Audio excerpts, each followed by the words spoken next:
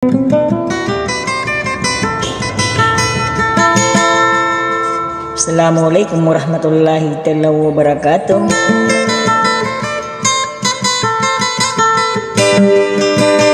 Sa tiga kan lagi kun ang mga maranosong tanaw di na mga rinarinaw tanaw.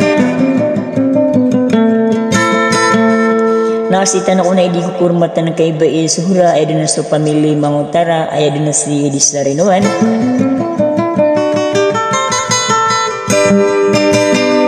Sa tiga kan lagi ikon akan nagkasusang ko ano suara niyan. Makapunggulalang ko na isa eroin nagagaw na pananadam. Alam ko na rin so katawin nyo ron o di nakalalamin nyo ron dasal ako kung makiragamas sa mo kadato at pagusuran. Sa tiga kan natiyab na kong si isa diyan ka sa katiin na pamamakin ganyo sa titang kanyo budin na sa sudi ay dua.